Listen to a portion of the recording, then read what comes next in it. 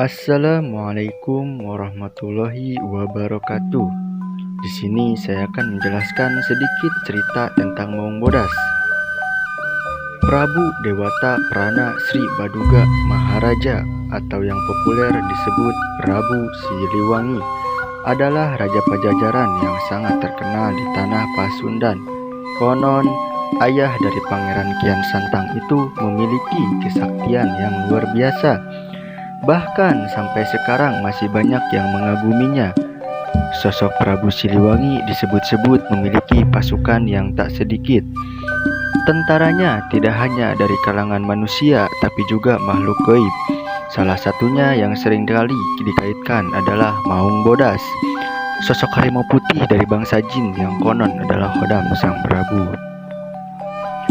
Prabu Siliwangi mengawali pemerintahan zaman Pakuan Pajajaran Pasundan yang memerintah kerajaan Sunda Galuh selama 39 tahun. Pada masa inilah Pakuan Pajajaran di Bogor mencapai puncak perkembangannya.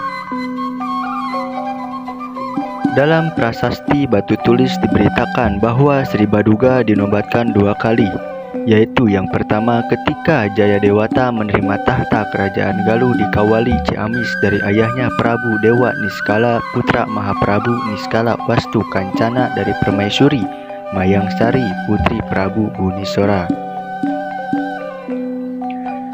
Yang kedua ketika ia menerima tahta kerajaan Sunda di Pakuan Bogor dari mertua dan uanya Prabu Susuk Tunggal putra Mahaprabu Niskala Wastu Kancana dari Permaisuri Ratna Sarkati putri Resi Susuk Lampung.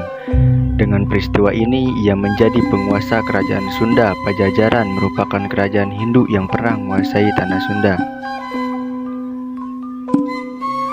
Prabu Siliwangi dikenal bijaksana dan sakti mandraguna. Salah satu kekuatan yang dimilikinya dipercaya berasal dari Maung Bodas.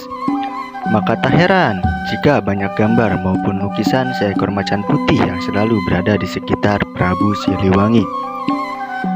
Konon katanya, asal muasal sang macan menjadi khodam Siliwangi bukanlah didapat dari hadiah, namun didapatkan usai sang Prabu menaklukkannya dalam suatu pertempuran sengit.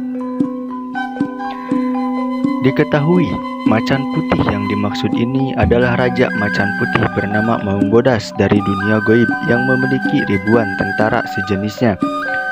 Kisah ini bermula dari ketika Prabu Siliwangi hendak beristirahat di Curug Sawer, Majalengka, guna melepas lelah dalam pengembaraannya.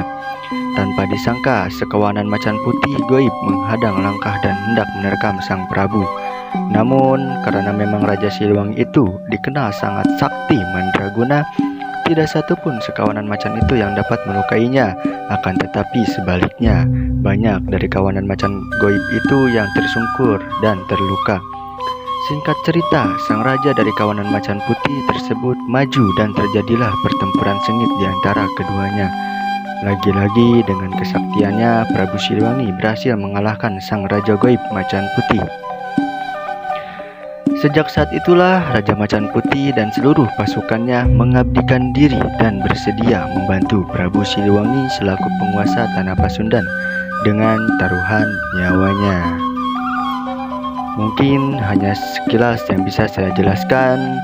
Jikalau ada kata-kata yang salah ataupun yang tidak berkenan dalam hati, mohon dimaafkan. Sekian, Assalamualaikum warahmatullahi wabarakatuh.